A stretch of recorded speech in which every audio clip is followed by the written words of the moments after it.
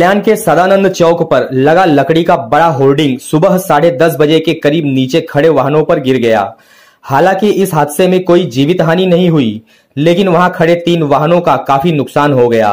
कल्याण डोंबिवली शहर में लगे बड़े बड़े होर्डिंग को लेकर महानगर पालिका को बार बार सूचना किए जाने के बावजूद भी महानगर पालिका इसे नजरअंदाज कर रही थी, ऐसा वहां के नागरिकों द्वारा आरोप किया जा रहा है।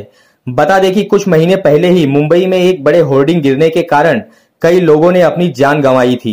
उसके बाद प्रशासन सख्ते में आया और महाराष्ट्र के सभी परिसर में बड़े बड़े होर्डिंग पर कार्रवाई करने की बात कही थी। कल्याण होर्डिंग हादसे के स्थान पर पहुंची मनपा आयुक्त इंदु रानी जाखड़ और मनपा प्रशासन का कल्याण के नागरिकों ने घेराव किया और मनपा के खिलाफ नारेबाजी कर अपना विरोध जताया।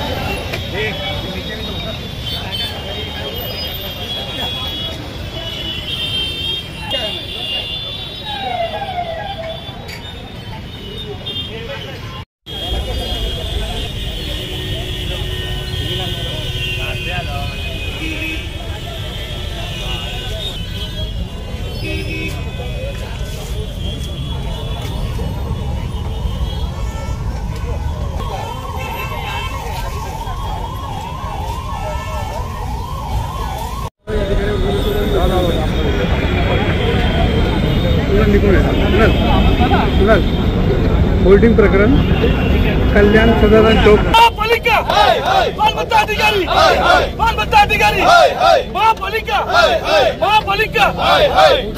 अनधिकृत होल्डिंग काढल्याच पाहिजे।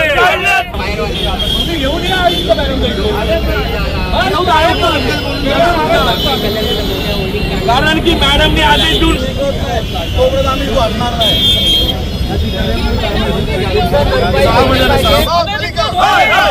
अनधिकृत होल्डिंग काढल्याच पाहिजे। अनधिकृत होल्डिंग काढल्याच पाहिजे। महापालिका महाराष्ट्र नवनिर्माण सेनेचा विजय असो। मालमत्ता अधिकारी अरे एवढे वर्ष केले का आणि लोकांवर पाय, एवढे वर्ष केले का आणि लोकांवर पाय।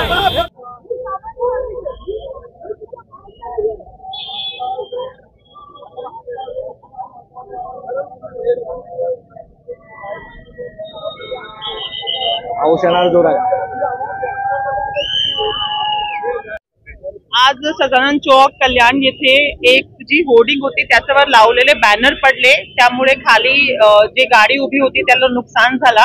आम्ही स्पॉटवर येऊन पंचनामा केला।